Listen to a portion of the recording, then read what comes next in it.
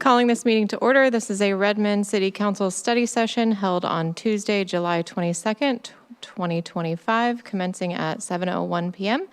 Council members in chambers in attendance are myself, Council Vice President Forsyth, Councilmember Nueva Camina, and Councilmember Fields. Online, we have Council President Kritzer, Councilmember Salahuddin, Stewart, and Anderson.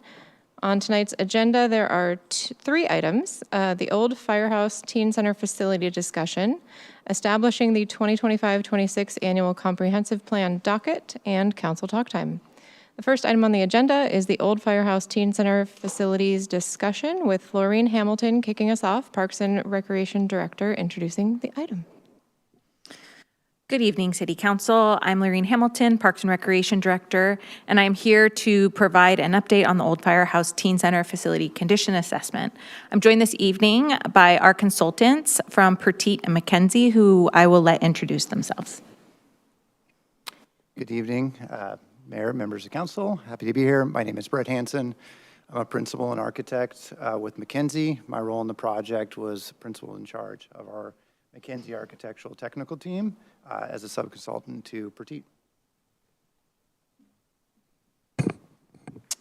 Hello, good evening, everyone. My name is Chris Brown. I'm a senior construction manager over at Pertite, and my role on the project was to evaluate the civil site utilities out on site, and we'll be giving a summary of that information.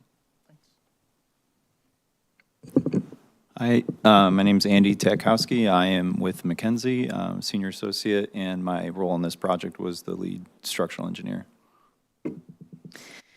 Tonight, we will talk through the timeline of how we got here, review findings from our assessment. We'll discuss the opportunities and options and what our next steps are. Similar to when the senior center failed and we began that process, we shared a timeline slide at each point because I think it really helps center us. And so as we really move through the engagement around the Old Firehouse Teen Center, I would like to do something similar. It will morph as we go, but it's a helpful centering so we're all on the same page. Back in 2014, we conducted our first facilities condition assessment, which recommended a hazardous materials study. In 2015, a good faith report was completed, and those findings revealed significant amounts of hazardous materials such as asbestos and lead paint throughout the facility. Our facility staff incorporated these findings into their maintenance protocols and operational practices so that staff understood how to respond if there were ever disturbances of these materials. In 2024, as our ongoing practice, we updated our assessment, and that was conducted. And in early 2025, operations were moved out of the Old Firehouse Teen Center as maintaining the aging facility grew more complex. We have just completed the additional findings, which we shared to council and the community we would be doing, and are here to present on those tonight. Our next steps will be a decision on the future of the current facility, community engagement through both a focus group and stakeholder group format, which will be done in collaboration with the City Council subcommittee that was recently formed. A decision on the state of a future facility will need to be made through this process. Before I hand it off to our consultants to share our findings, I want to share what the assessment looked at and also what the assessment did not include. This allows us to understand that there are limits still to our understanding of the facility that we are discussing tonight. It's very similar in ways to when we remodeled the Redmond pool, also a very aged building, about 50 years old. When we began that project, we knew of about a $7 to $8 million deficit in that facility. By the time that project ended, it was closer to 11 because we found additional deficits as we went. So I share that because there are things we still don't fully know about the Old Firehouse Teen Center, despite all of the work that has been done. What was included was interior accessibility, structural assessments, the building envelope, which includes the roof, interior finishes, mechanical, plumbing, fire, and electrical, and additional hazardous material assessment. What was not included but is called for in the study would be additional wood rot investigation. There is water intrusion and there are issues. The extent to that is not likely to be known until we really were to pull back the walls of the facility. A geotechnical study, which would give us better insight into the foundation. And then there's potentially hazardous materials in the CMU blocks, which are used to construct the facility. The decision could be made by City Council to undertake additional facility assessments if that was desired in an effort to retain the building. I will now hand it over to our consultants to share their findings from the assessment. They will take turns on their particular places, and I will hand it first off to Andy Tetkowski. Sounds good. Okay, yeah, so again, I'm with the structural team that evaluated this building. Big picture, the building was built in 1952, so it was prior to any robust knowledge of seismicity here in the greater Seattle area. There was a retrofit performed in 2002. It was a voluntary partial retrofit that improved the building's seismic performance relative to its original construction, but it wasn't a full seismic upgrade to kind of like bring it up to full current code compliance, probably in an effort to kind of keep costs reasonable. And it's a retrofit that was similar in nature to, retrofits that would be done to facilities out of that construction type at that time. It appears the hose tower was not retrofitted as part of the 2002 retrofit and poses a seismic hazard. And generally, the building does not conform to performance standards for seismic collapse prevention and life safety for modern building codes. Retrofits, including the strengthening of the roof structure and the lateral elements, would be required if you wanted to bring the structure into compliance with modern seismic standards, which are constantly evolving in this area, and even since 2002 have evolved a lot, kind of our understanding of the seismicity and how to design buildings to be resilient to that seismicity. And then in addition to that, there are signs of water intrusion. When you look up at the roof elements from inside, you could see in various parts of the roof structure that there is water damage, and it's hard to say how extensive that is throughout the building, or if there's areas of rot that aren't visible to the naked eye from below. So through a remodel, you might uncover a lot or maybe not too much, but it's hard to say with just a visual observation. And then the final thing, to speak to the foundations, we didn't have a geotechnical engineer involved with this preliminary investigation, but the state has published hazard maps that place the site at a low to moderate hazard for liquefaction, and further geotechnical investigation would be needed if we were to understand if significant foundation retrofits are required at this facility or not. Thanks, thanks, Andy. I'm going to speak to more of the architectural and the mechanical building systems. As you've been presented, between our report and the previous reports, there's over 400 pages of content there. So tonight we're obviously touching on the highlights of this, so we're not diving deep into the overall details there. Be here all night. I'm going to start first off with the envelope, the overall envelope of the building, the exterior of the building. As Andy indicated, the roof in and of itself is showing indications of water intrusion. That is something that we identified. The roof in and of itself is beyond its serviceable life.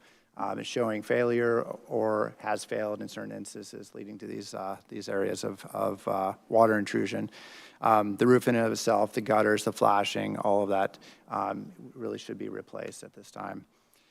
Beyond the roof, the exterior facade, primarily made up of stucco, has shown indications of failure, cracking. There has been repair or patching that's been made, but it's still an area for water intrusion and an area where we would recommend addressing that from an exterior perspective. The envelope in itself is also doesn't meet current code compliance. And there's variations of upgrades. Our assessment looks at a full upgrade to bring the entire building up to code. as part of this study and related to the cost. So when we're making recommendations, it's through that light. So one recommendation would be with regards to the envelope would include its insulation, trying to bring it up to thermal performance with regards to current energy code. So it performs better, has longevity, as well as higher performing, reduced energy costs and so forth. In addition to the envelope, the exterior windows are a fairly significant area. They're single pane, so anybody who has single pane windows knows that they are not the highest performing types of windows that they could offer. Their windows are generally, where they do exist, they're in good shape. They have been replaced or patched or replaced with plexiglass in certain indications. Of course, those are going to perform even less than single pane. Our findings when we did observations, probably more significant than the glass themselves, was air infiltration. Air infiltration produces condensation and brings in, could potentially bring in moisture, as well as obviously it's going to have a direct effect on the indoor air quality of the indoor space. So those indications lead us to potential that there could be more within the exterior envelope. That could be issues. As Laureen indicated, we're not making any speculation about the exterior walls, but a next step study could be further evaluation of the walls themselves to get in there and verify if there's any further moisture or otherwise within the walls themselves. Moving on from the envelope, the building systems, so this is your mechanical, electrical, plumbing, and fire protection. Overall, the mechanical systems, they're functioning. They are past their current lifespan. Serviceability of these units as they continue to age becomes less and less serviceable, and some mechanical units in themselves, from a refrigerant standpoint or otherwise, are being phased out from a code perspective. So it's something to understand as we look at these buildings, and why you'll see our recommendations in there for a replacement of those mechanical systems, should you maintain the building. General ventilation is another concern of ours that we identified.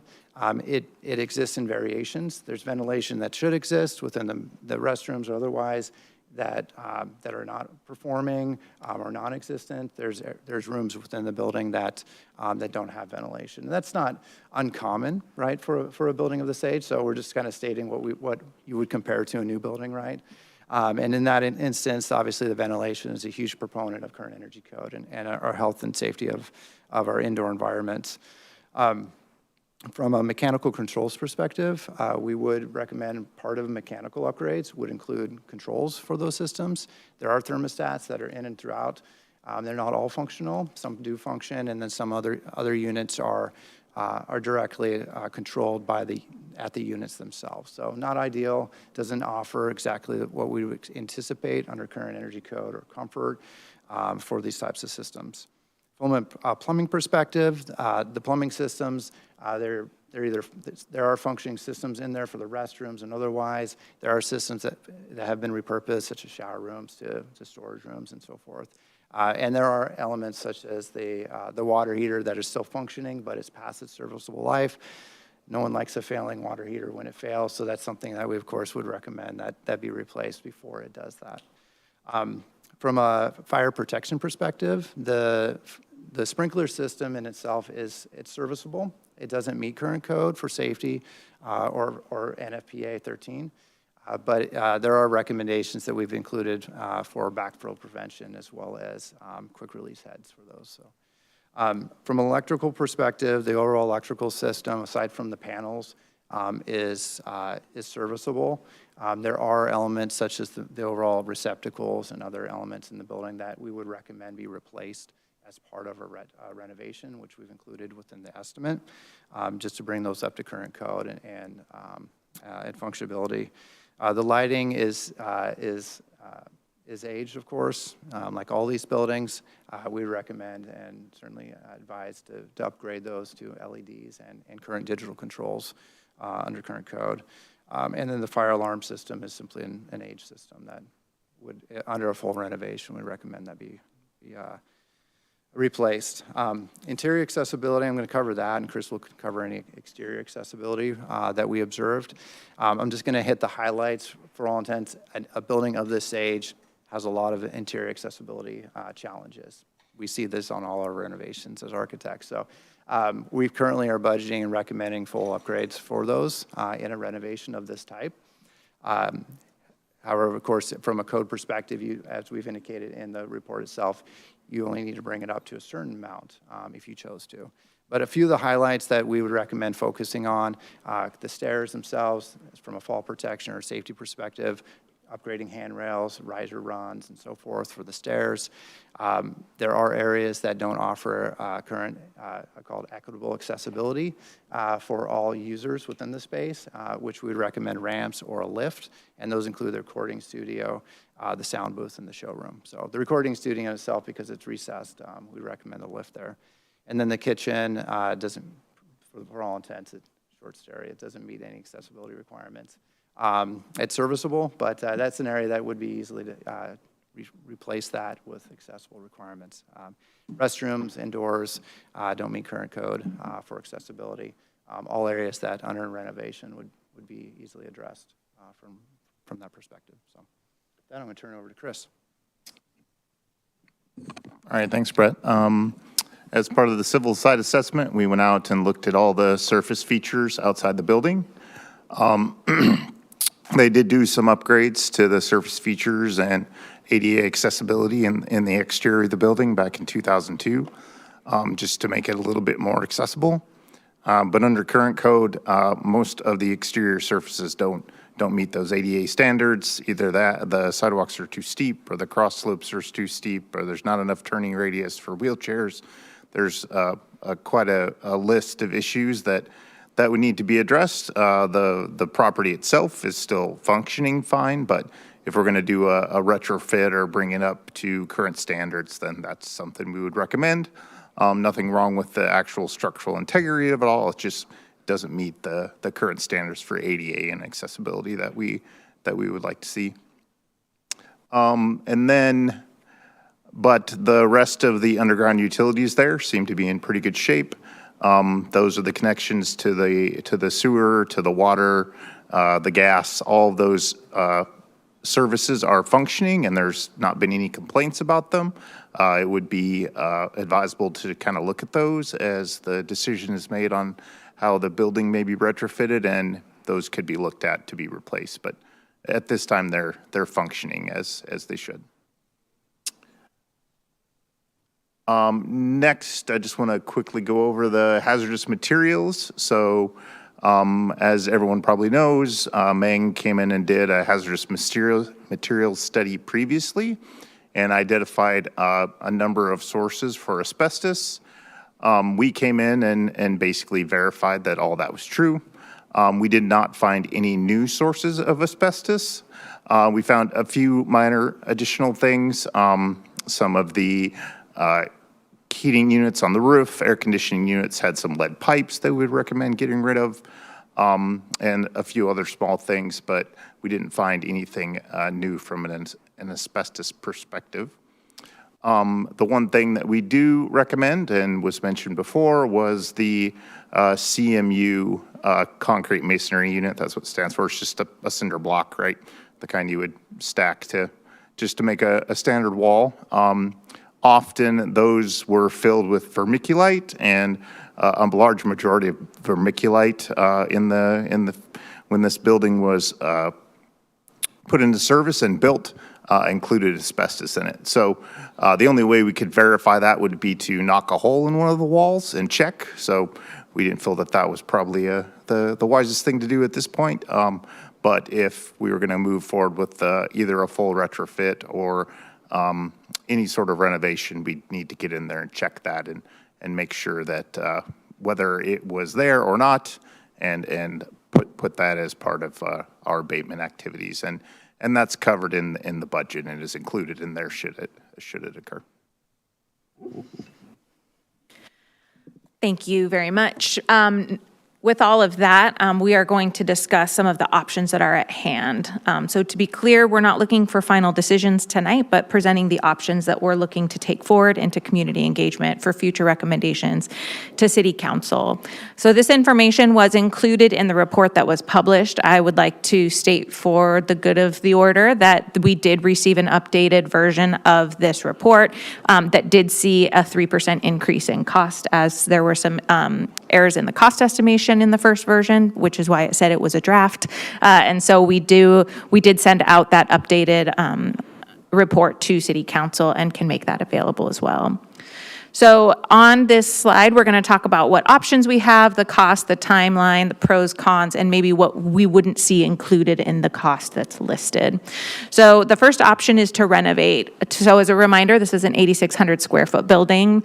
The cost cited at this point for the known issues within the facility to bring it up to the code would be just over $9.3 million. The timeline for this would be 11 months, and that does include a 4-week abatement period. So just keeping in mind that whatever option that we have with this current facility will have an abatement period. So we do need to kind of factor that in as we make decisions. It's a central downtown location. It is a well-loved facility that has a long history. It is a limited site. This current cost does not include any expansion or reconfiguration or those unknown issues that we were talking about that could be discovered. As was discussed, a geotechnical survey would need to be done, which could see the need for a foundation retrofit, which was not included. If that was something that was needed, it would be in the $600,000 to $85,000 range. If we looked to expand or reconfigure the space, which would be a recommendation from an operational standpoint due to the bifurcation of the space, it was never built to be a community center. It was built to be a firehouse and a city hall. But so to bring it up to what our current operational standards would be somewhere in the space of $1 to $2 million, really depending on what that looked like or the additional like furnishings and equipment that may be needed within the facility. And then again, it doesn't include any unknown issues that may be discovered. If we were to repurpose the site and rebuild, we'd be looking in the range of $12 million. This would be a 13-month project, which includes a 4-week abatement period as well. It's the central location downtown and does have the ability to expand, which from, again, an operational perspective, 8,600 square feet really just isn't very much space. And so if we were to look to invest, there would be a conversation around what could an expansion look like and how could we operationalize that to the service of the city. The cons is it still is a relatively limited site, and there are restrictions on it. And that additional space that I just mentioned is not accounted for in that cost, as is in that final cell. The final option is to build or expand on a future site. What that cost would be is unknown. It would have a similar construction timeline. The pros for us as a department and from an operational standpoint is we would often get an economy of scale by having additional staff on site, flexibility of spaces, which is a general goal from our park plan, is to have flexible spaces, as we saw when we constructed the Redmond Senior and Community Center, and additional amenities. We would be able to build in other amenities that could be used by teens, by community members, and expand our services, as we kind of talked about this evening in our committee of the whole meeting with Deputy Director Hoovener. The cons is we would need to identify where that would be, what that would look like. It would likely add some additional time to that. There's a lot that's not included in that one, but I think it is something that we've talked about, and so it is an option that is on the table that can be explored. As we move forward, community outreach and involvement will continue to be paramount. If you recall our engagement process with the Redmond Senior and Community Center, this will be similar. The teen engagement report, which you received an update on earlier today in the committee of the whole meeting, will be finalized in September with helpful findings that will be assimilated into this process. The teen engagement process highlighted for us the differing needs between our user groups in our community. It will be our goal to create focus groups based on those user groups and service providers.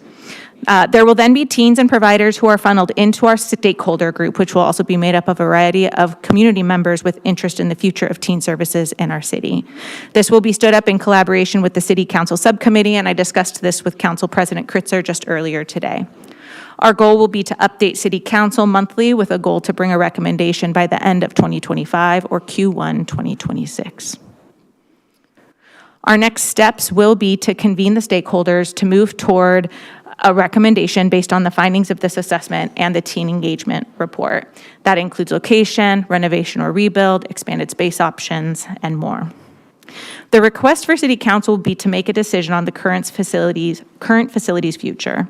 As you heard this evening, there are significant deficits, including a failing roof and building envelope, that have the potential to fail throughout our wet northwest winters.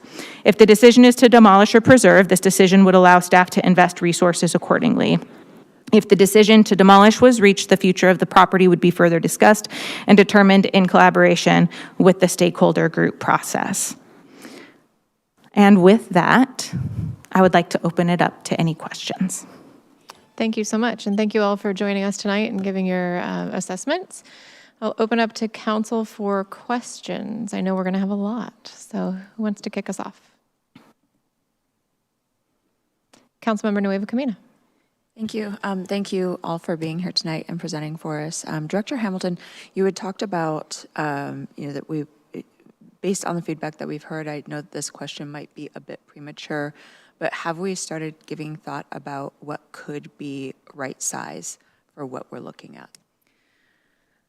There have been discussions, but nothing formalized because a decision hasn't been made, and we haven't stood up that stakeholder group process. And so based on best practices, based on our park plan, we would look to expand and increase flexibility of our spaces. But exactly what that looks like, very similar to the senior and community center, that would be vetted out throughout the community process.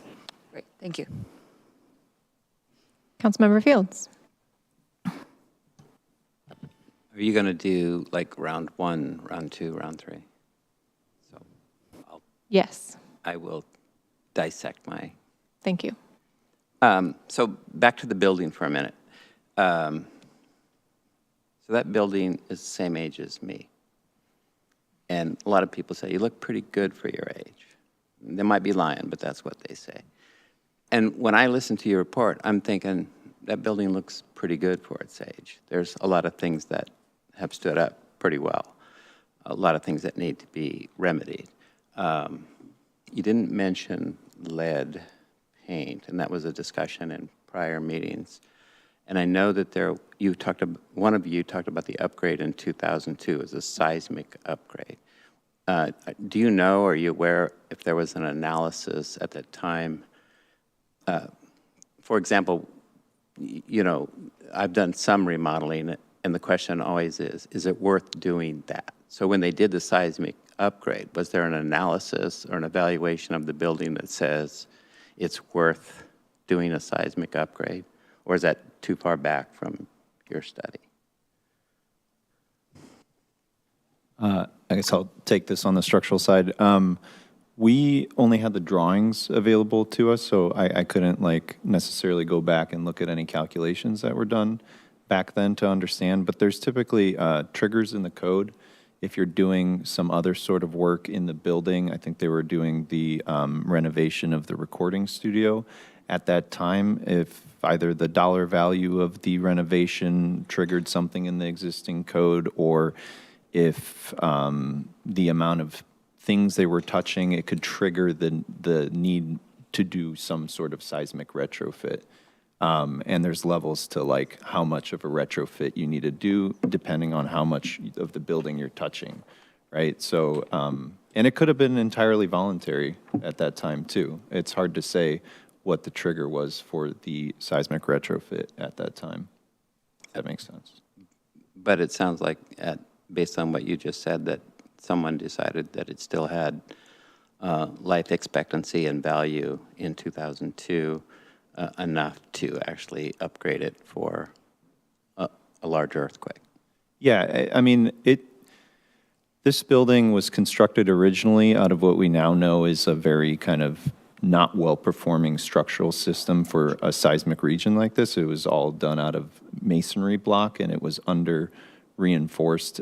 So it was like a very vulnerable building, I would say, to a seismic event prior to even what, they kind of did what was best practice at the time. It wasn't like a full upgrade, but even that level of upgrade that they did likely improved the performance of the building much more than it was originally, right? So it could have been voluntary is kind of what I'm saying. It's not uncommon for buildings of that construction type to have gone through some sort of retrofit at some point.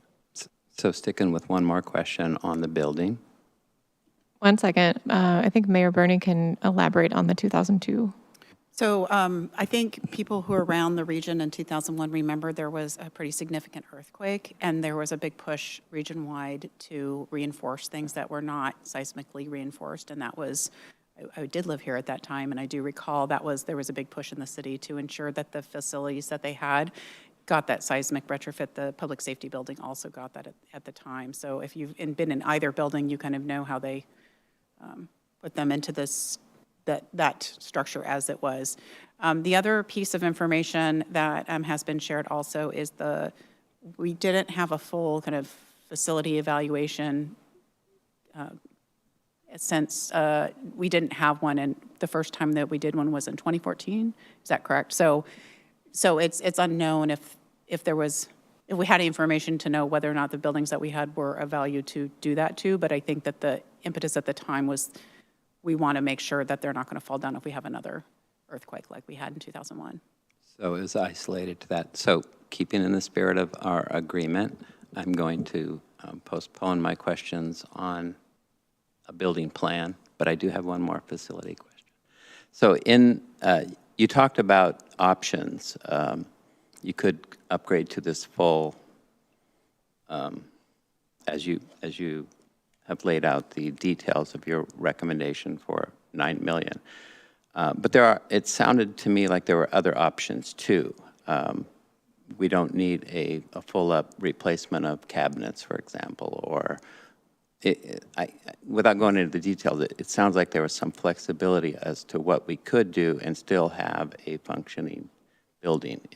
So if we did a design to budget, for example, and somebody said, okay, we're willing to spend $5 million, there's the possibility, at least, or the potential that we could do that based on what I'm hearing. Is that correct? You are correct in that sense, yes. So what code allows you, what's currently presented and budgeted from an apples to apples is what we've recommended as a full upgrade, right, to bring it to full compliance with current code. Code does allow you to scale your upgrades. So in effect, there's certain things you can't get out of, from a structural or otherwise, but from an accessibility perspective, there is a prioritization and a scalability to upgrades in that category. And that's aimed specifically, so, if you're doing a kitchen remodel, you don't have to bring your entire house up for that one project. So it's designed around that. This would be a significant alteration, so it's going to have a higher level of upgrades. But you could in fact scale it. I couldn't say if it would be a $5 million project or $6 or $7, right? But in fact, yes, you would be able to do that. Yeah, and I'm just exploring options. And lead paint was outlawed in 1978, right? That sounds about right. But yeah, this was 1952. So I will mention, yes, they did find lead paint in the original study. When we went back and tested some paints that they didn't test, just to try to expand the study rather than redo work that they had already done, we didn't find any new lead paint, but the lead paint that was in there before we verified. So. Okay, thank you. And if I might add a piece of helpful information as I was chatting with our consultants about the report, the full renovation and upgrade would give us another 20 to 25 years of life out of this facility. So I do think that it's important to kind of have that in our minds as well, because you are correct, Councilmember Fields, we could take things out, put things in, choose to replace, not replace, and yet everything that we don't replace in a renovation like this will need to come back around and be replaced at some point, because if you walk that facility, there's not much that is in good working order or accessible. And so I think that that is an important piece of information that we should just keep in mind as we look to our decisions at hand. Just full disclosure, Director, every question I ask is not a recommendation, so I'm not recommending anything. I'm discovering, so thank you. Absolutely. Your question triggered that comment in my mind that I had meant to share earlier, so I just thought I'd... Got it. Thank you. Council President Kritzer.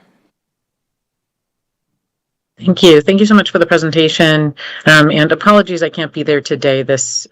Working on this and advancing the work to be able to restore our old Firehouse Teen Center is really important to me. I appreciate the conversation here. Actually, I'll just comment on that last conversation that it would be useful as we go forward with as we kind of assess options, and even I think for the public to understand the useful years of life that we would be extending by in different options. And I guess my question was along similar lines to what Councilmember Fields was asking about in terms of especially for the renovate option. So if we were, what I'm hearing from you is that if we were to do less than the 9 million, then we would be updating to code somewhat, but to be fully updated to our own code of what we generally should expect, we would need to do $9 million worth of upgrades. Is that right? That's correct. Yes. Great. And I guess because I think on the discussion around years of useful life that would remain after we did upgrades, let's say we did go with something like a 4 or 5 million option of kind of the baseline things we need to do, even though it would also mean that we were basically updating but not fully following our own code or recommendations of what we would tell others to do with their own homes or other buildings. But let's say we did that, I feel like we would end up also with even fewer years of useful life after we did that project. But I guess I'm curious in terms of would we be likely to have to come back and have to have additional kind of closures for that center in the future to update on the $4 million of things that we didn't do, or are those more in the nice to haves category? I'm glad you asked that question. It's, as Lorraine was indicating, for the lifespan, it actually brought that to my mind as well.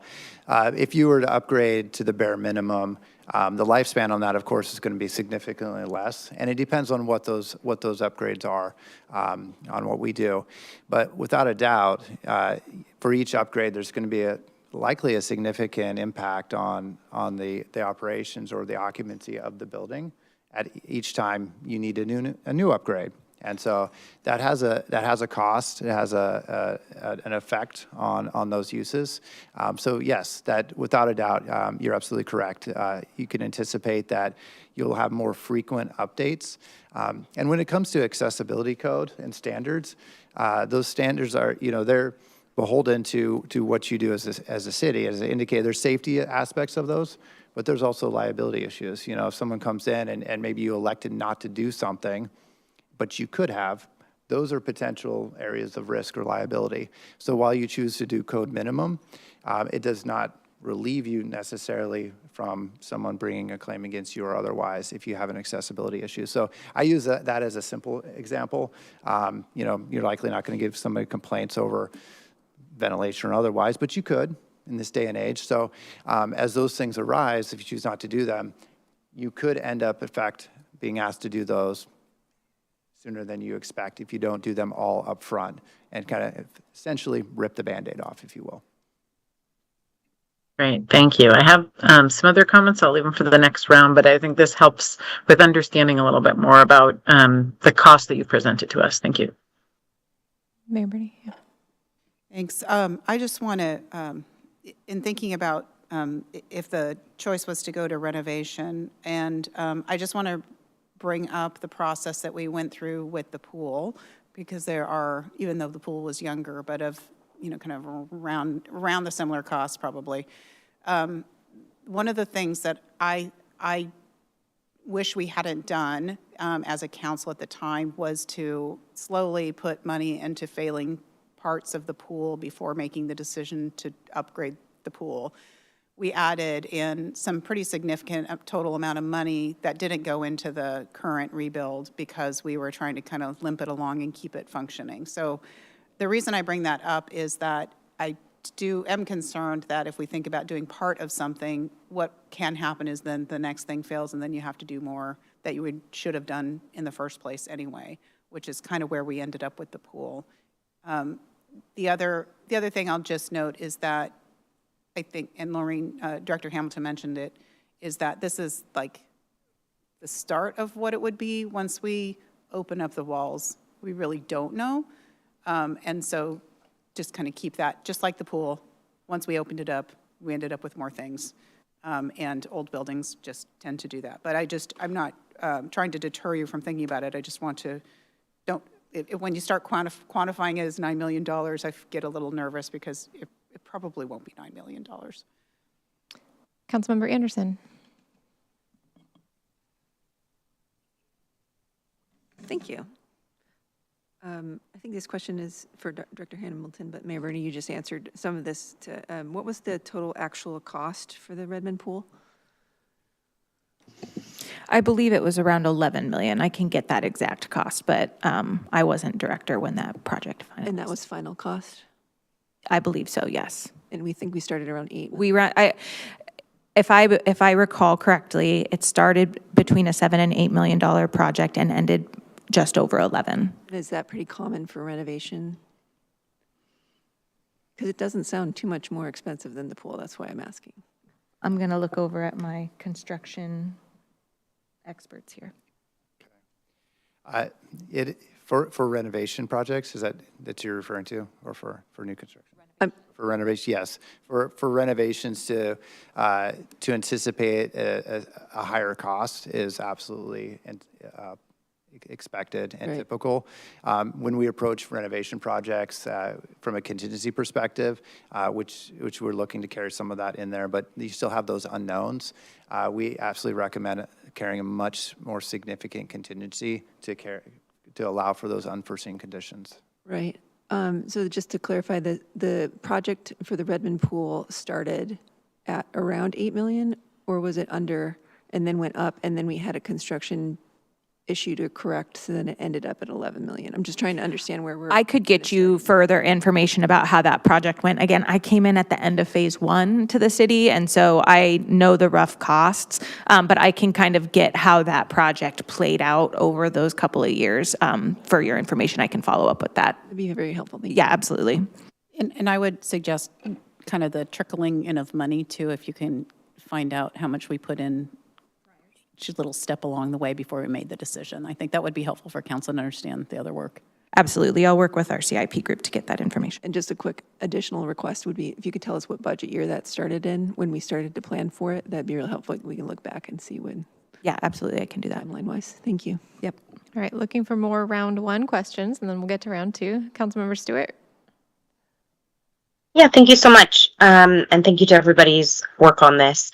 I have a small question and then maybe a couple comments for the staff. My smaller question is, there had previously been discussion at this table concern over the boiler in the basement. I read the report. It didn't immediately jump out to me. Is there someone in the room who can speak to that issue and any concerns, just to make sure we're all in understanding? Yes, this is Chris. I can address that for you. There are some seals and some other elements of the boiler that have hazardous materials in them, lead and asbestos. But if you're talking about just the whole boiler itself, that's not at risk. It's just some elements of the sealing, and when I say sealing, I mean of sealant within the boiler and some lead that are in the pipes. That would be the issue. So not the whole boiler itself. Great. Thank you so much. I appreciate the clarity on that. Again, thanks for the work on this. We have a lot of conversation to have, and I'm really glad that the stakeholder process will kick off, having let us have a chance to understand the size and scale of the issue that we need to wrestle with. I think for me, one of the things that's clear that I, as a council member, and this body will probably need in order to prepare for this decision as we move through the rest of the summer and the fall, is for us to spend some time with Director Cochran to be more prepared as fiduciaries of the city, to understand our current debt capacity, to understand how this new development in our capital program sits with some of the other existing priorities we have, just to make sure that we're able to be prepared for that decision. Of course, I want to fully acknowledge that the one thing that we all know is priceless in this equation is, of course, the role that the Old Firehouse Teen Center has played in community. That doesn't fit in the spreadsheets quite as nicely, but I do think the council has some work to do to be prepared for this decision. Thanks. Thank you. All right. I'm going to jump in with my question. I'm interested in the additional studies that we talked about potentially needing. What would the timeline and estimated cost be for those additional studies to occur?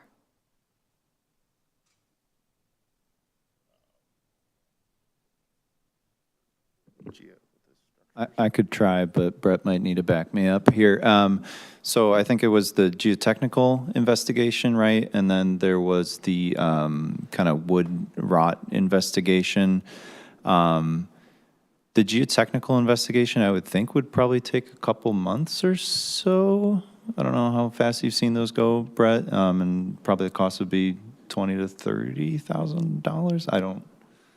I'm not a geotechnical engineer, so I can't, but it's like really, really ballpark, rough idea. Is that about right? That's fair. It would take probably 2 to 3 months, yeah, depending, from start to contract to getting out, doing an assessment, writing the report, and so forth. So to give you a range, and that assessment depends on what we ask them to do and how many borings on site. Could be in the 20 to 30,000. It could be more, but probably not more than 40,000. Okay. Yeah, Thank you. and on the wood side of things, like you in theory could do some kind of investigation, but like without getting access to the top of the roof, it might make more sense to just carry a contingency in the construction budget and kind of anticipate that there's going to be a higher level of replacement of roof structure.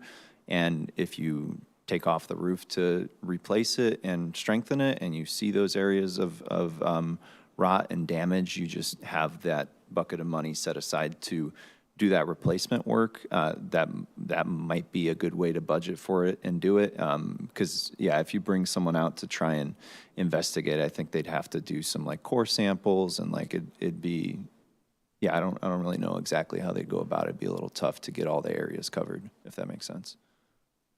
Okay. And the same for the CMU, that would be within that 3-month, $50,000-ish.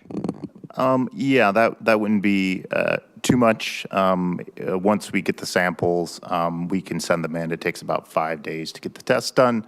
So really, it's just someone coming in, someone picking a spot to knock a hole in the CMU, because it filled the voids basically in the cinder block. So knock a hole in there, get a sample out, send it in for testing. So yeah, that's probably a couple weeks at the most to get that done. Can you briefly talk about the difference between the architectural assessment and the foundation geotechnical, the differences there? Yeah. So do you mean the structural assessment and the foundation assessment, or? Yeah, so we have the structural on one side, the seismic, and then the geotechnical Yeah. foundation.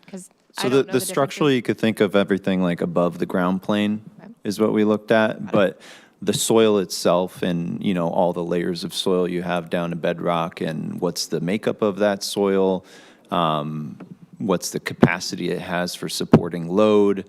In like earthquakes, sometimes depending on, if you have a sandy soil that's saturated, it could shake and cause a phenomenon called liquefaction, where basically it kind of turns soupy and you can get a lot of displacement of your building. And some soils are susceptible to that, some are not.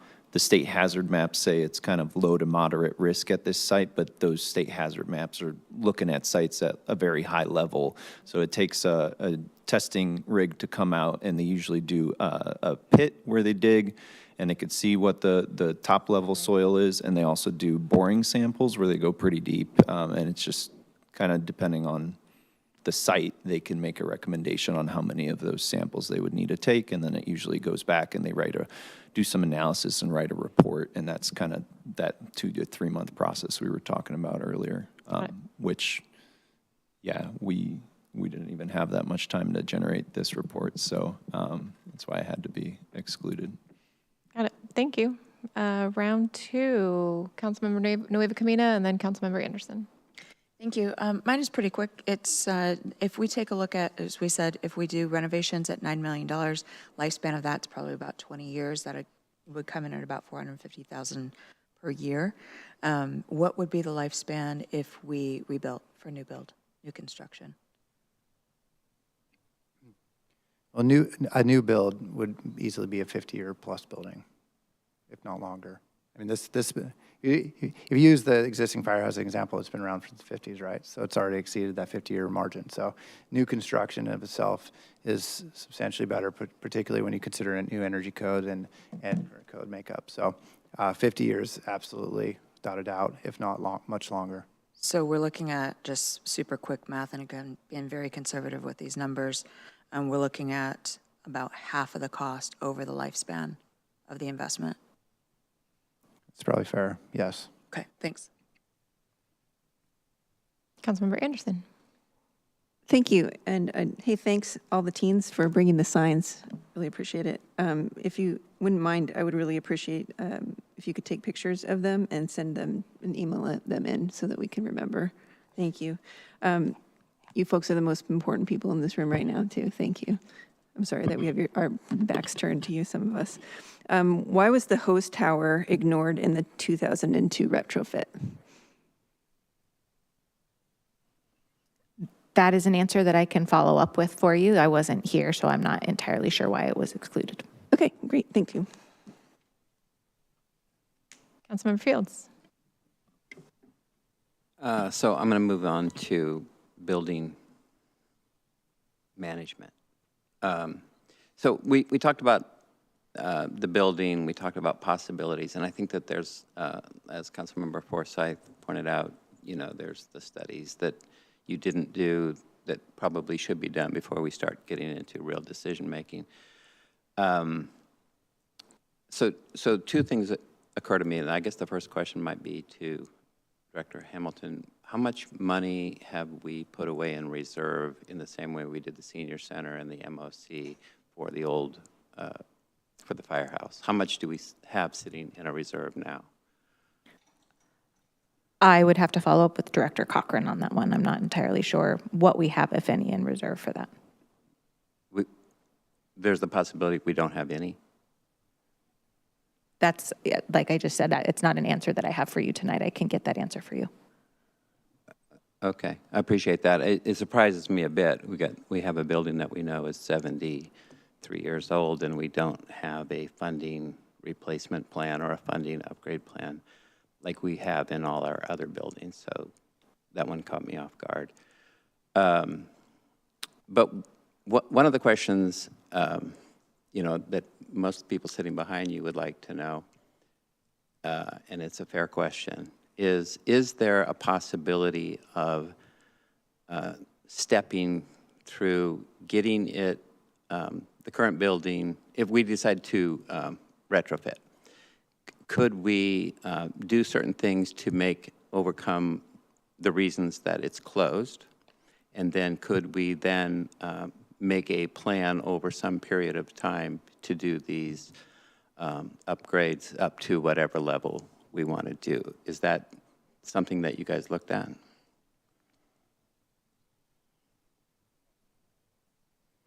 That's not something that we looked at because we didn't direct them to do so. We were looking at kind of the clear costs for full renovation versus full replacement.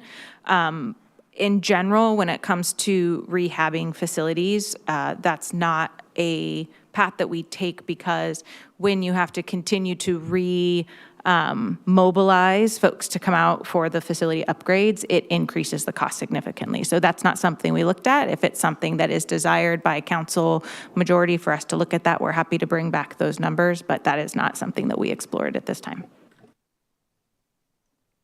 So just to be clear, we didn't consider the option of reopening the teen center and then gradually bringing it up to code. I think I'm pretty clear that's what you said.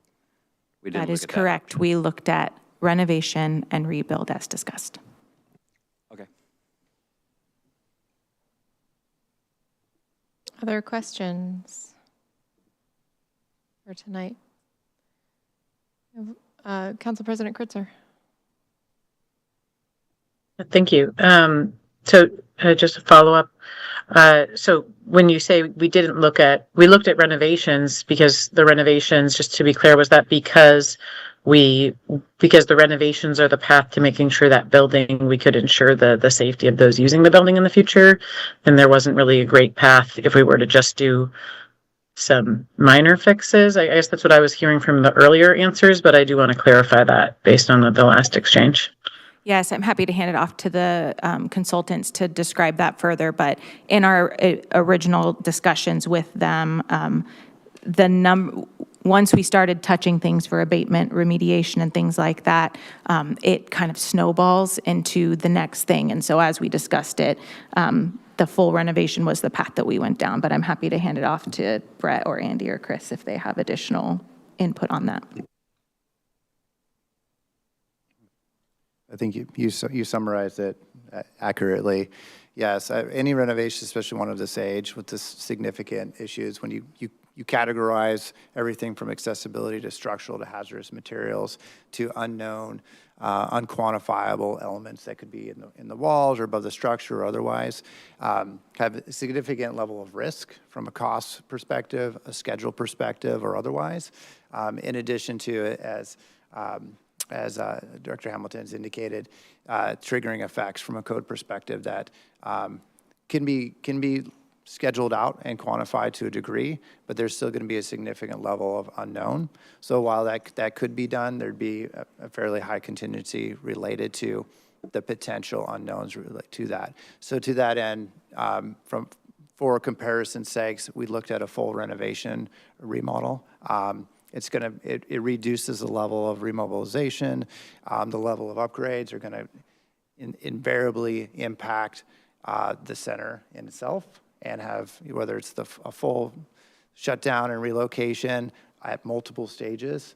Again, if you're going to do it, go in, do the entire thing, get it up to current code, take that time to do it right, and then hand the existing building new space. If you're going to renovate, hand that over to them to then have a space that's safe, it's functional, and it meets current code, and it's only shut down once for a period of time versus an unknown repeat amount of times over the course of multiple renovations or upgrades. Thank you. And to follow up on the financial discussion, which I do agree we need to dig in on what would be the path forward to be able to fund any of these options. I guess I'm curious because I felt like we were kind of talking around this question, but whether COO Files or Deputy Director Nara can answer kind of the basic question for us of whether, there's been discussion about the options for ways that we could adjust the CIP to be able to fund this work in the nearer term to align with one of these options, just so we know kind of high level what we're working with. So I'm happy to, that question I can answer. There has been conversation around how we would work the CIP to address this. The question I was asked is how much do we have sitting in reserves? That answer I don't know, but I do know that there's been significant discussion within finance as to how we would make this work within our CIP, but that would be information that we would be more than happy to bring back in upcoming sessions as well. But I do want to say that conversation is being had. Great, thank you. And I appreciate that. I think it's helpful for us to go into this and I think go into hopefully the engagement with our community to be able to get their input on this decision.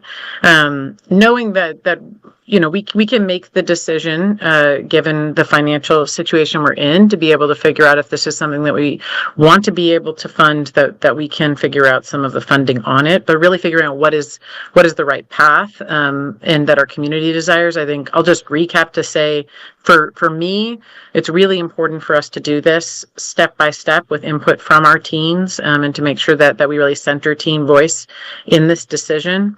It is ultimately a good one for us to be able to go out and get some feedback on, because we are talking about, do we extend the life of an existing really beloved building, or do we rebuild on it and we get it maybe a longer life?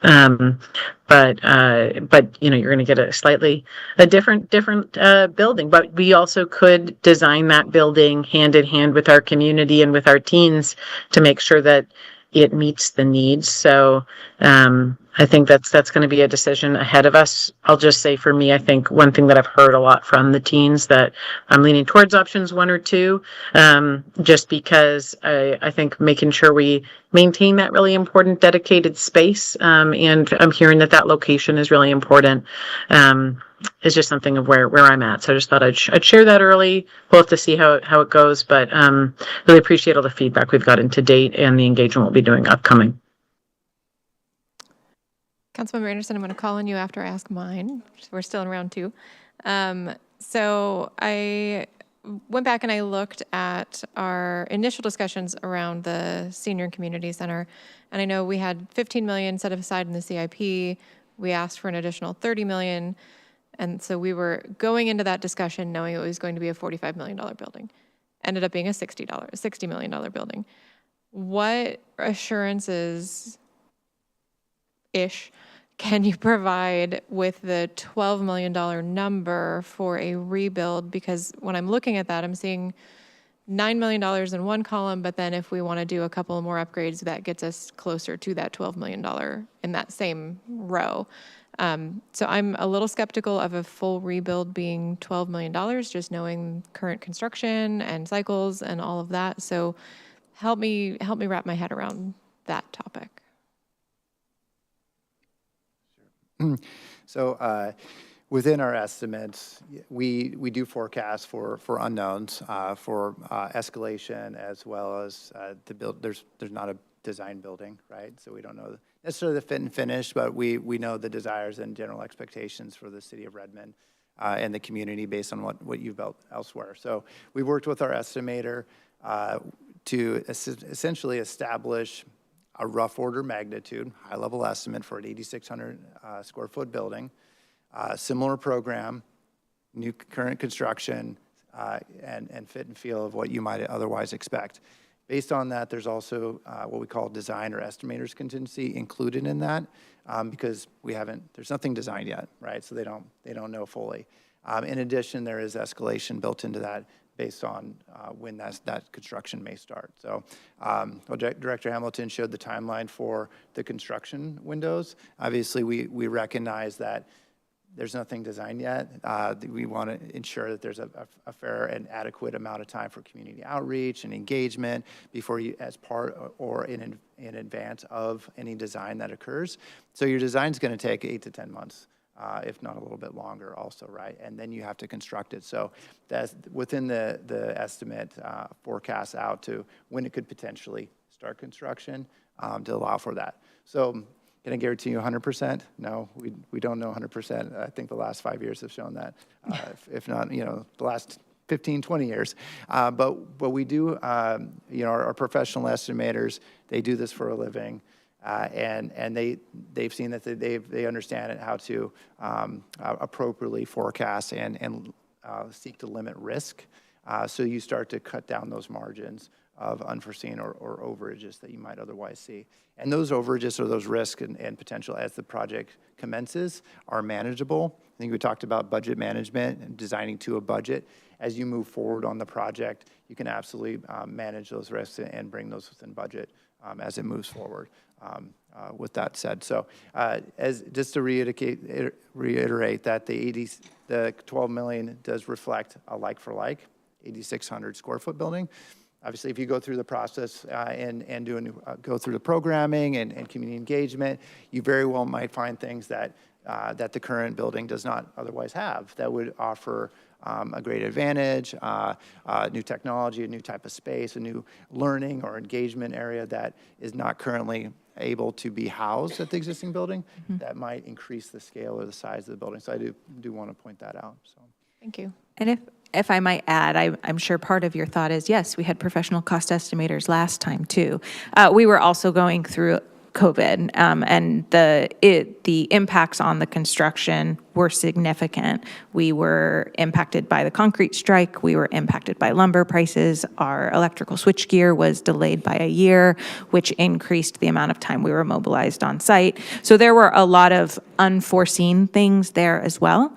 I would also say, I think we learned a lot through that particular project as well, both as staff as well as council and city leadership. And so one of the things that I think there are things we would do differently that we have learned from that. And if that was whatever path we go down, those are learnings that we will share in conjunction with our CIP folks, including people like Eric Dawson and Steve Gibbs, who would be able to share more closely about how we can bring those learnings into our process into the future.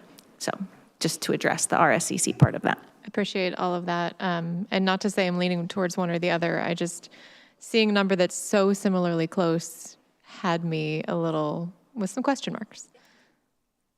Sure.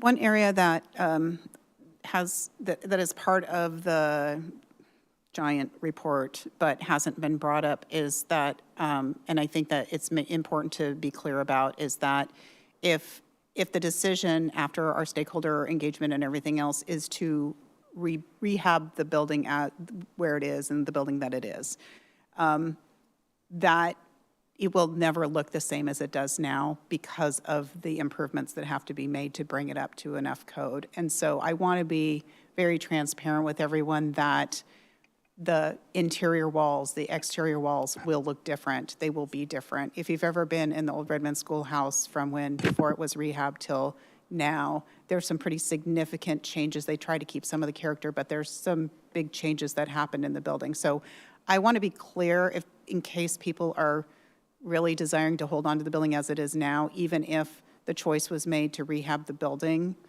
it will look different. And there's no way around that, considering what we would need to do to it. So I just want to make that clear. And I don't know if the gentleman that we hired can share any more of that, or Director Hamilton, but I just want to make sure that people are aware of that. Thank you. Councilmember Anderson? Sure, thank you. Just to clarify this item, we have data from 2016 that shows on hazardous materials and that the building stayed open after that. Could you please clarify that? I think that was in the report. That's correct. So then what was the need for closing it if we're saying hazardous materials were present? So as shared previously, what has become increasingly difficult for our maintenance team is to be able to address the maintenance needs within the facility without disturbing the materials and or to limit exposure to those materials. So because of the way that they are distributed throughout the facility and the various surfaces and locations, the way that the building is used, it's extremely difficult, one, to operate without disturbing those materials, two, to repair when those are disturbed, which we've had issues with in the last year or so, and three, it's really difficult for our maintenance staff to be able to even do basic maintenance without needing to call in someone to remediate. So it has become increasingly difficult since then. We've worked really hard to maintain that facility, but as our needs as a community grow and as that building continues to age and we see more and more of it failing, it's a lot harder to patch and paint than it once was. Thanks. Councilmember Fields?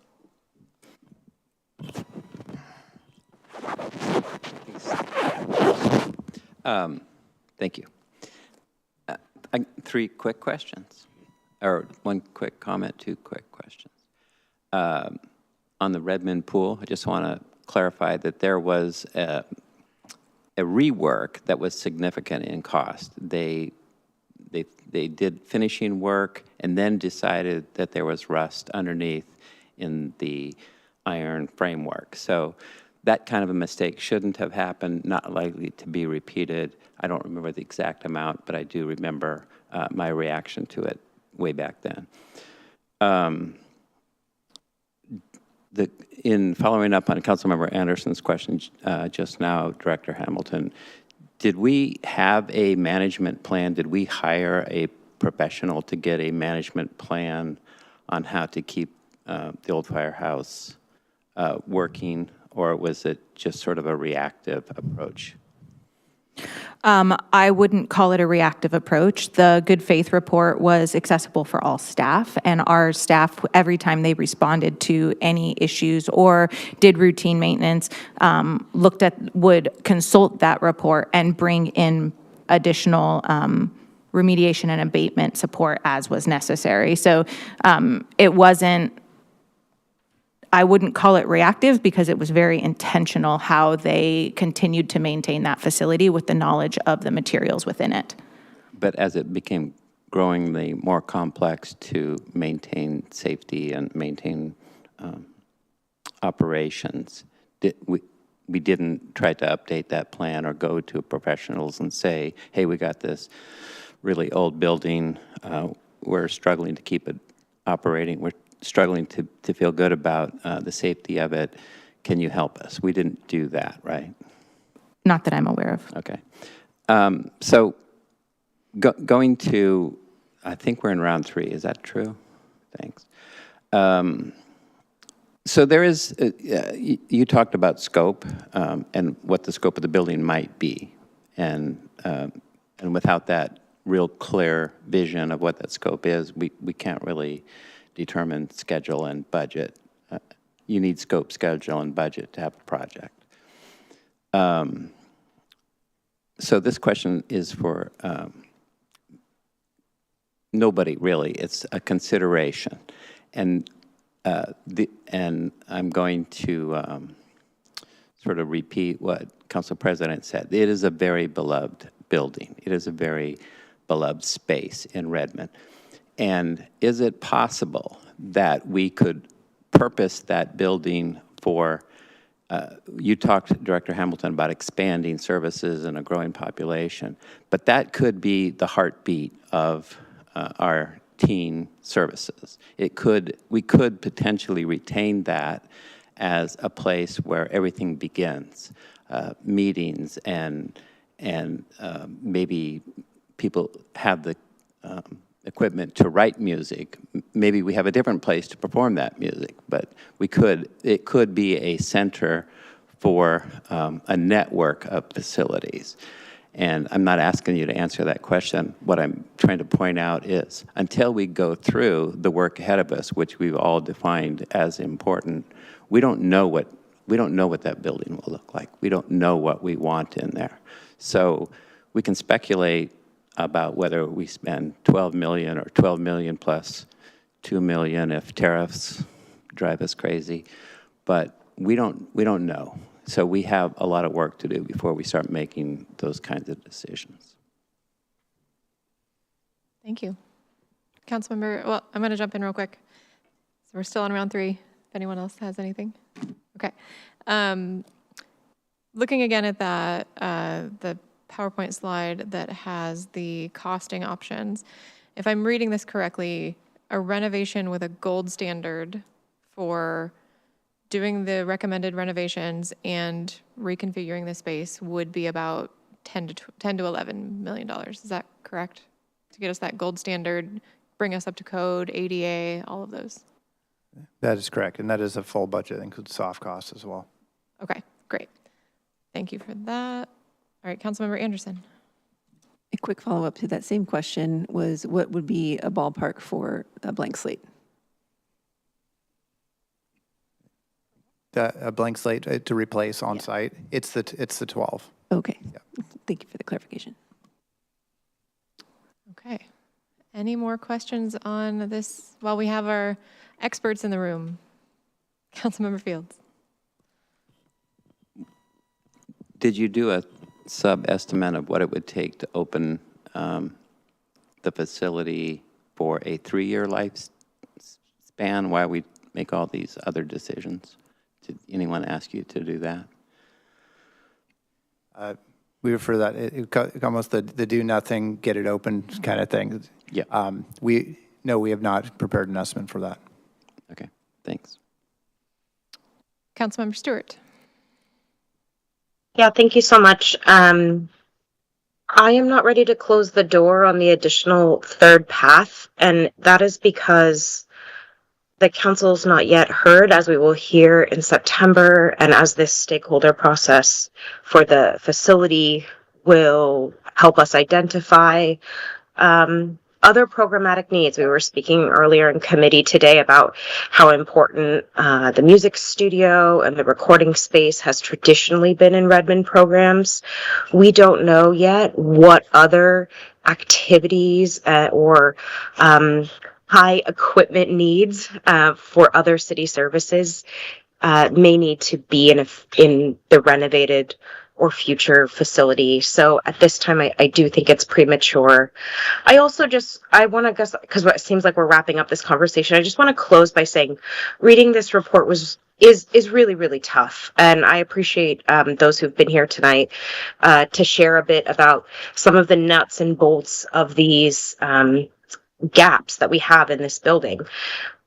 But these gaps represent a beloved facility where we are not meeting our accessibility standards. We're not even coming too close to standards we have for other facilities, where we are aiming for universal design. In fact, throughout our community, we're not coming close on this building to our climate goals, our safety standards, and at the moment, even our code. So I hope that we can leave all three paths open while the council has this deliberation process, while the stakeholder process provides input to that, and while the teen programs report comes to us in the fall. I just think it's really important to honor the current needs and not shortchange the next generation. And it's really hard to predict the future of what our future teens are going to need. So I think we owe it to our community to keep all three paths open as we leave the room tonight. Thanks. Thank you. And yeah, next steps are getting that stakeholder group rolling, getting the subcommittee involved as they will be. And Dr. Hamilton, any wrapping for next steps on this? No, that's about it. I just want to say thank you for your time this evening, for your consideration of all of the information that's been presented. As there's additional questions, please don't hesitate to reach out. I'm more than happy to answer them. I do want to put in front of council, as we've heard tonight, particularly the roof on the current facility is in pretty rough shape. Our facility condition assessment places the replacement of just the roof and flashings around $700,000. So if that roof were to fail and a decision hadn't been made, a decision around that particular improvement may need to be made in the short term. And so I just want to have those types of conversations on our radar. It's July, it's beautiful, it's warm out, and our winters can be kind of tough. And that was the same conversation that we faced with the senior center. We can kind of take on the chances of allowing ourselves to see what the winter holds. But I do, I want to do my due diligence to communicate the variety of needs and issues that we are facing with the decision-making process. So I would be remiss not to just simply mention that to you tonight. And that is a similar trajectory we went on with the pool as well. So we will give you guys that information about how much we spent to keep it kind of hobbling along before we made a decision on that one too. Thank you. I think we all appreciate the additional transparency, so appreciate that.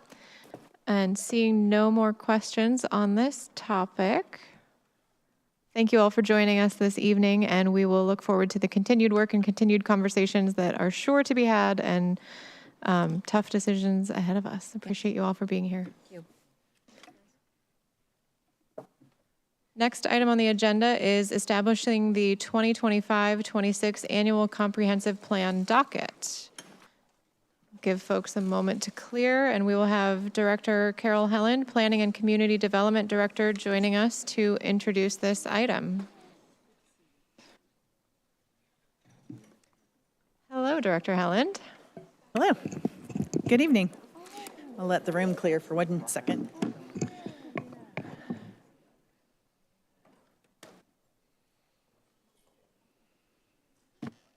Thank you. Thank you.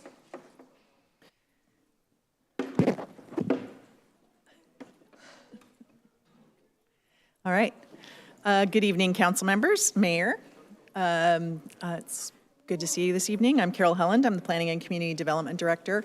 And tonight, a study session was requested by the council back on July 1st. I'm joined by Jeff Churchill and Glenn Coyle in asking the council to establish the annual docket for 2025-2026 for the comprehensive plan amendments. And there's 2 comp plan amendments that are before you for inclusion in the docket this evening that I'm going to ask Glenn Coyle to explain in greater detail.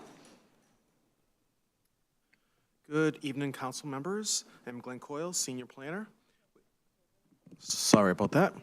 I am Glenn Coyle, Senior Planner. We have 2 discussion items for inclusion on the annual docket. First, confirming the Planning Commission's recommendation to include the Transportation Master Plan update on the annual docket. The second item is to discuss a request by a property owner to amend the land use and zoning maps for their property. Because they did not submit an application for a comp plan amendment by the established date of April 1st, they are requesting that the council, using its authority to add proposals to the docket, exercise their authority to do so. I'd like to provide a bit more context on this map amendment. This property is located at 6900 188th Ave Northeast, adjacent to the north of Southeast Redmond Park. The current land use map splits the property between citywide mixed use and business park. The corresponding zoning is corridor mixed use and business park. The property owner is requesting that the business park land use and zoning designation be changed to citywide mixed use and corridor mixed use. At the May 28th public hearing on establishing the annual docket, the property owner submitted a comment requesting that the Planning Commission use its authority to recommend that the proposed amendment be added to the docket. The Commission ultimately did not vote in favor of a recommendation to add the proposed amendment. Points made in favor included that the authority exists in code and that city staff indicated that the land use and zoning map change would best be considered as part of the annual docket. The amendment on its own met the threshold criteria for docketing items. Points made against included discomfort using rarely used code provision for this specific case, belief that the applicant could have and should have submitted a docket application instead, and concern about setting precedent. So tonight, we are seeking council direction on whether to include this item on the 25-26 docket. Thank you. Thank you. Questions from council? Councilmember Nueva Camina? Thank you. Questions or comments? Comments, questions?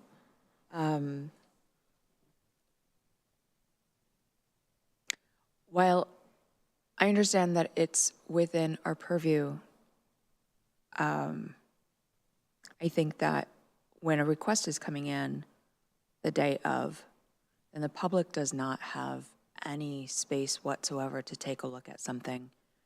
And I don't feel comfortable making a decision when the public did not have any time or extremely limited amount of time to have access to any of the information. So I would not be in favor of using our authority to add this to the docket. And that's also understanding our housing situation. I understand that. But again, in giving an account to why we decide what we do, and the public, again, not having access to that information and being transparent and open about it, I couldn't in good faith do that. Thank you. Councilmember Stewart? Thank you so much. Appreciate the extra time to take a look at this. I do understand now the concerns that the Planning Commission had. It's my understanding from the materials that this application is now complete. Is that correct? There was no formal application. The Oh, decision whether to include is up to the council at this point. I see. Okay, so I misinterpreted that matrix. Our decision at this point is whether or not to add it to the docket, not whether or not to grant the amendment to the comprehensive plan. I very much understand the process concern and being protective of practices here in the city of Redmond, and I thank our planning commission for that. However, one of the practices that I believe that my colleagues and I have been working toward is eliminating barriers that are process and gaps in understanding that ultimately cause delay. This is a piece of property that the council is quite familiar with, and I am comfortable putting it on the docket for study of a possible amendment to the comprehensive plan. Thank you. Thank you. Councilmember Anderson. Can you please clarify? It sounds like we've got a couple different opinions on what the actual issue is. Is it the issue that it's not contained in the report that was provided tonight, or that there was no formal application submitted for this request? The issue is that there was not an application submitted by the requester as a privately proposed amendment, and also that absence a formal application, it also was not submitted by April 1st in order to have the process of docketing items. Okay, so there's a private amendment proposed, which we were considering. We've actually received it, but there's no application, and that application is required, typically. So I can explain a little bit more about the process. So comp plan amendments have kind of two-step processes. One is you open an application period, generally from the first of the year till April 1st, that people can propose comprehensive plan amendments. Actually, state law actually requires us not to consider comprehensive plan amendments any more often than once per year. So if you miss that, you are pushed to the next docket cycle the following year, January 1 through April 1st. Or you can escalate to council. So the application period, then we consolidate all the applications, we go to the Planning Commission, there's a decision criteria set of, is this appropriate for an annual amendment? And the Planning Commission makes a recommendation to council, then the amendment docket is considered in its totality for the substantive decision on whether those comprehensive plan amendments should be included in the comprehensive plan. There is a not very often used provision in the zoning code that allows the Planning Commission to be petitioned to add a amendment to the docket, or for the council to add an amendment to the docket. I don't remember it happening, but I think it did once in the last. very often, but it is a pathway. Okay, So great. that's what's being requested now. Thank you. I agree with Councilmember Stewart on this item as well. Thank you. Council President Kritzer. One question and then a comment. And before I start, I noted in committee that I might potentially have to recuse myself from this item, but I did speak with Mr. Kenny about this, our city attorney, and I'm able to participate in this conversation. So I just wanted to clarify that. One question following up on that around the reason why an application was not submitted. Can you clarify that for the listening public, Director Helen, or why it wasn't submitted by the deadline? And why the applicant says that? I think Jeff and Glenn might be able to more precisely respond.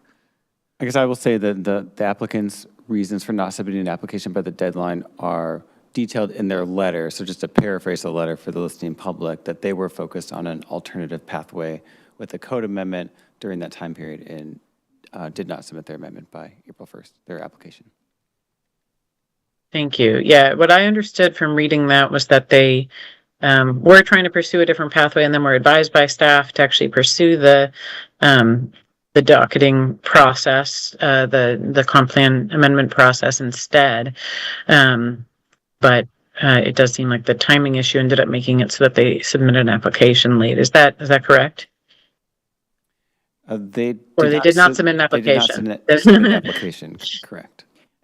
I do want to note that this conversation has been going on for some time. So this conversation dates back to November when they were pursuing the original path. And this path was given to them to apply for a rezone as part of the annual docketing process. So the conversation has been going on. There has been routes available to them.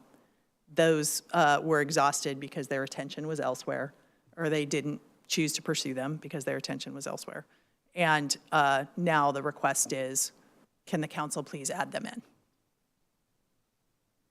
Okay, so they were advised before the deadline to submit an application that would be a good path. And it sounds like also that should they have submitted an application on time, that they met all the criteria for docketing. Is that correct?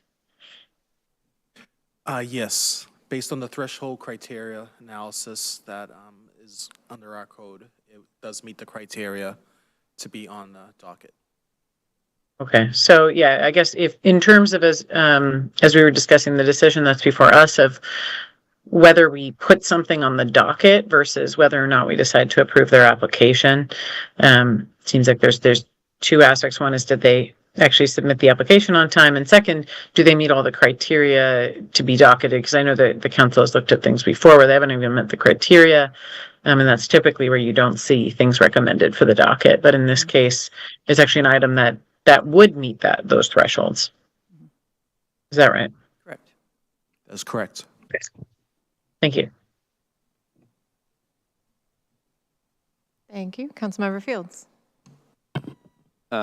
So, Director Helen, what concerns do you have as a planning director for the city of Redmond of putting it on the docket?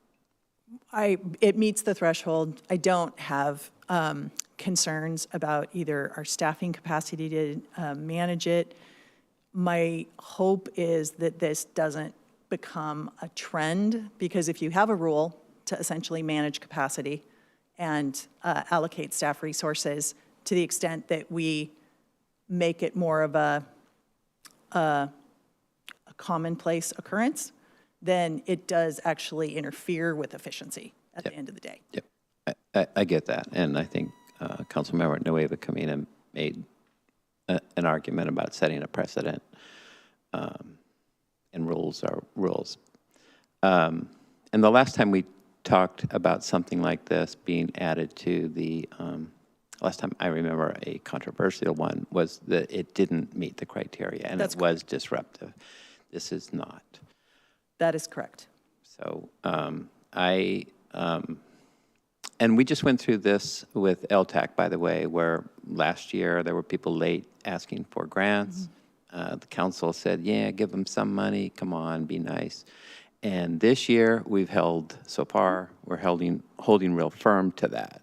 So given all that, my tendency is to go with Councilmember Stewart and Councilmember Anderson on this.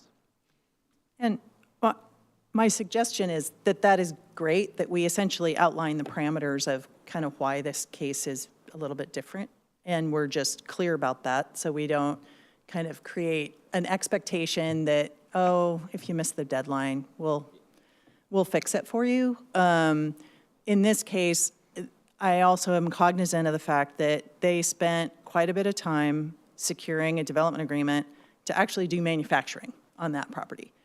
And PSE can't deliver the power that they need to pursue that, and they have been continuing to try and market that property as manufacturing. There continues to be interest in it, and this will give them more flexibility in their development plans, which, given the economic environment we're in right now, I understand that flexibility is probably more warranted than in normal, well, whatever normal circumstances are. No, and I appreciate that. And also, as one of the council members pointed out, this is just putting it on the docket.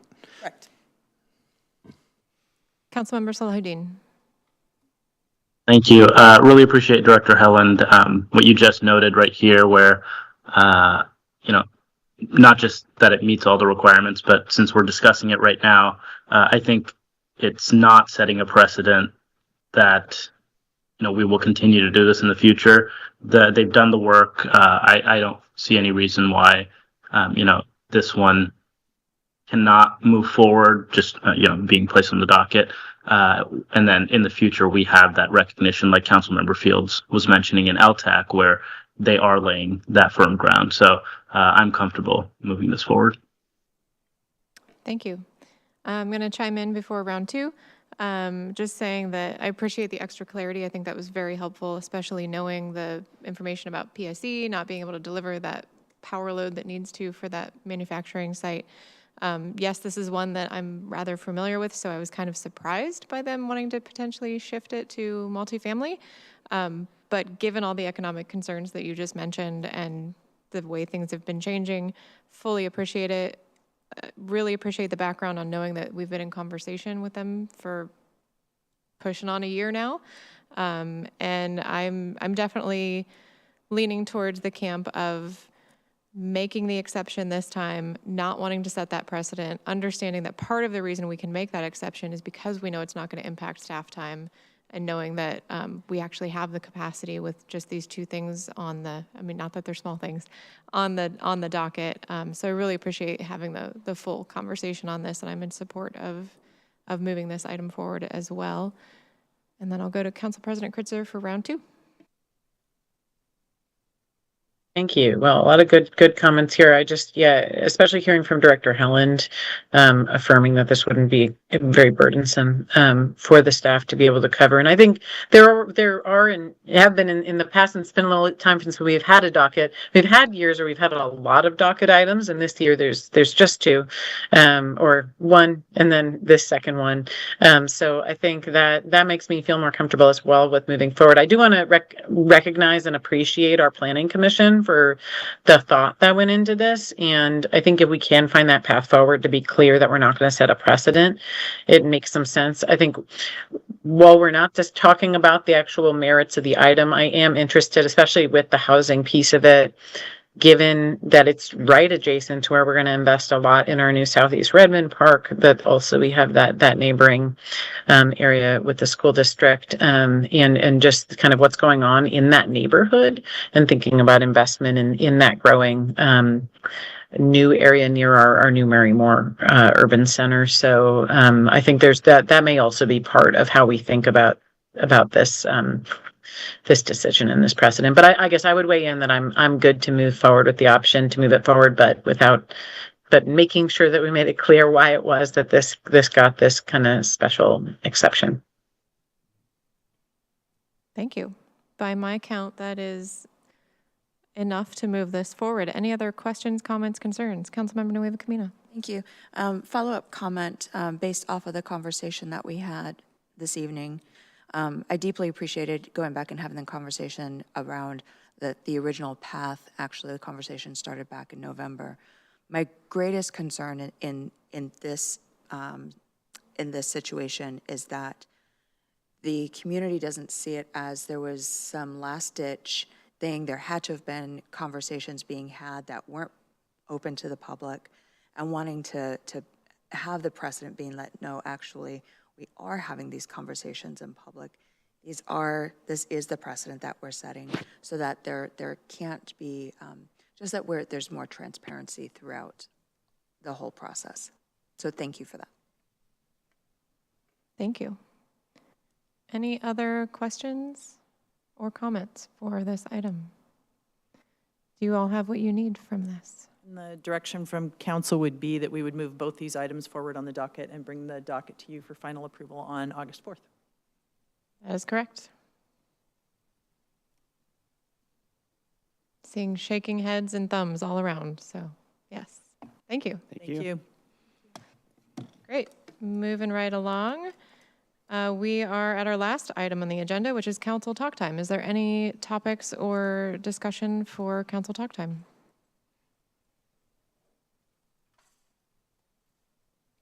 Councilmember Fields. Wait, why is that funny?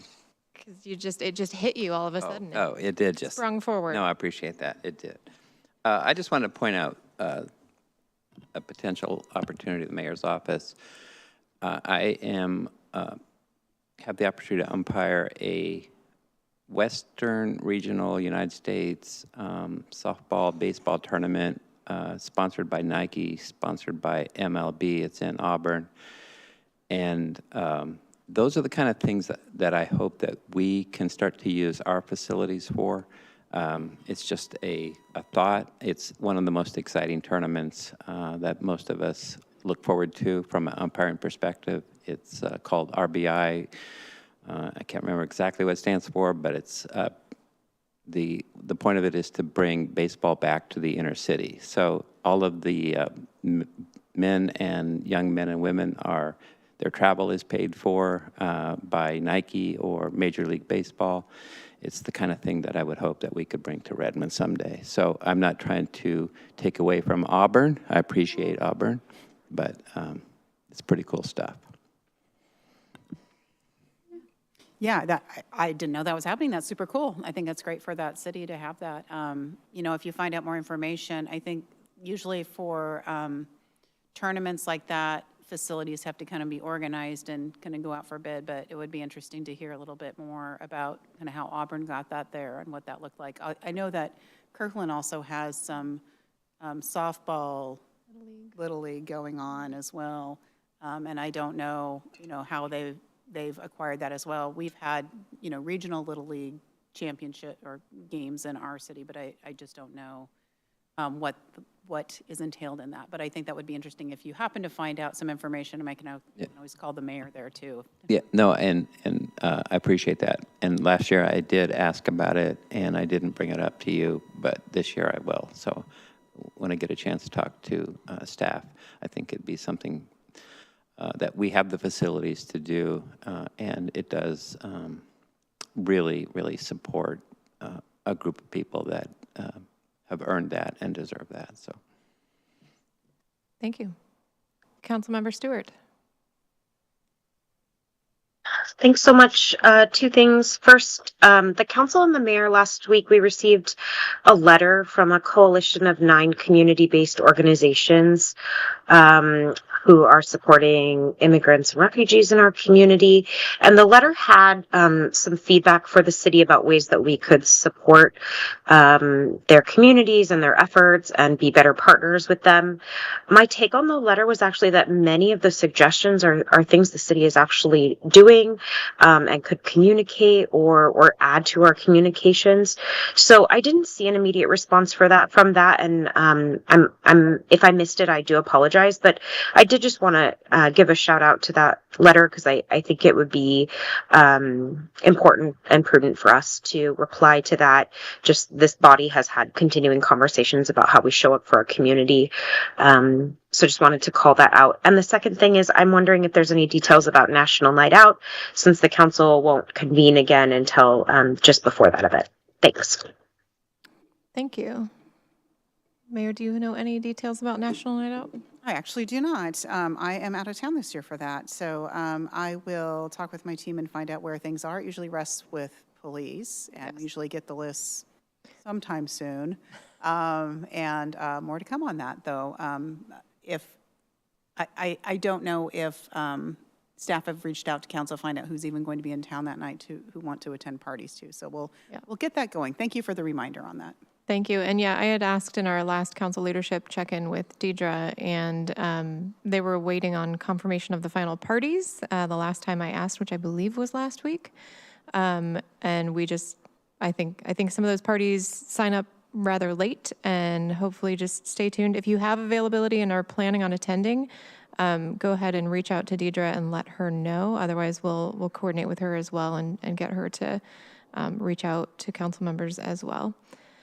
Council President Kritzer.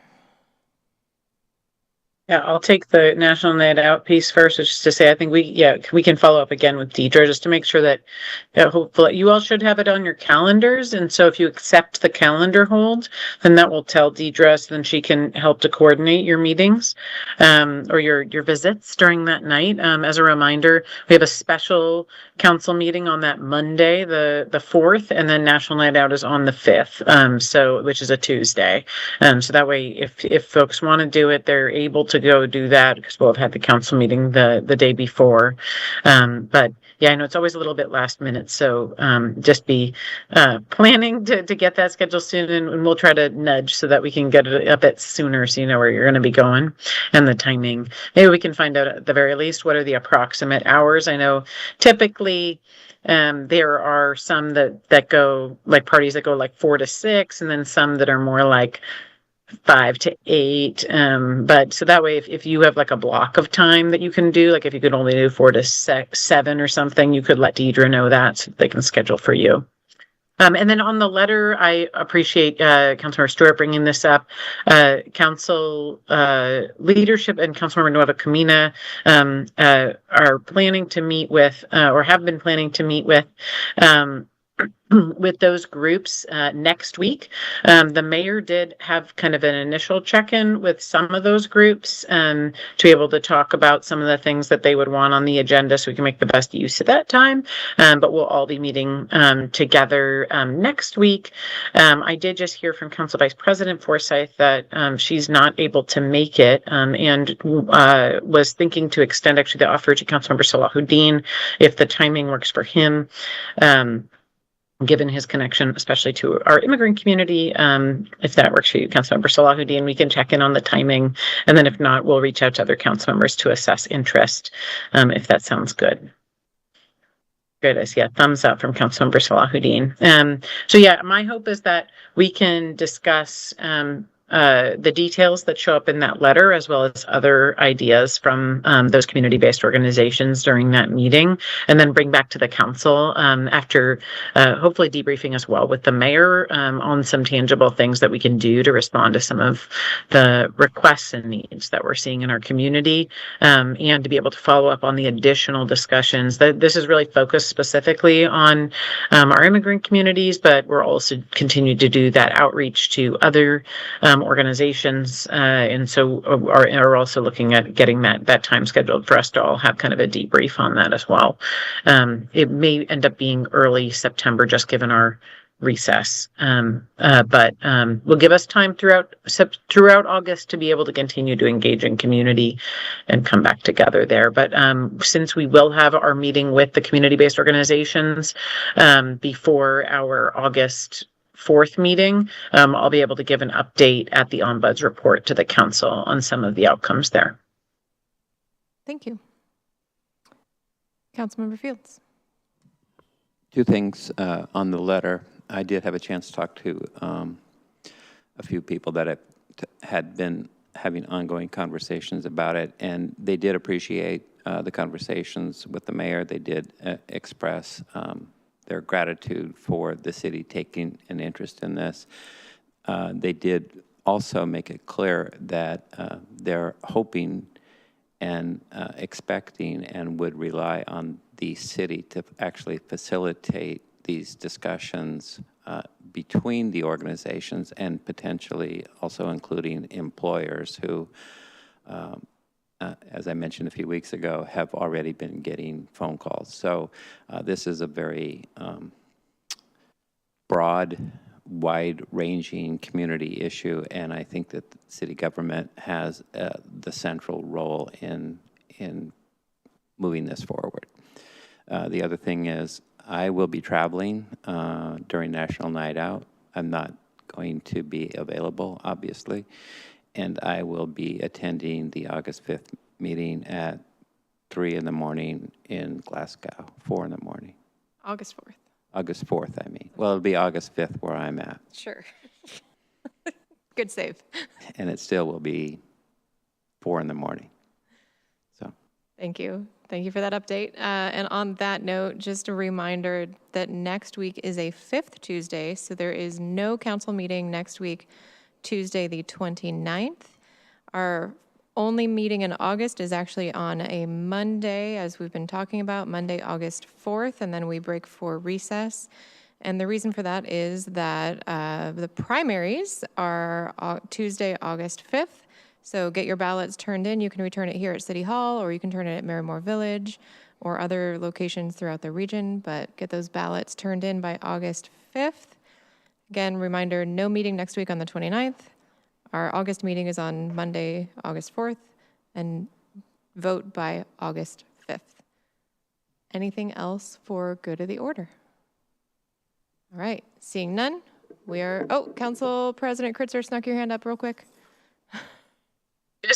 Just a reminder to the council, we will be taking that recess in August, but in September we'll be back and we'll have a lot to do. And we have some really packed agendas.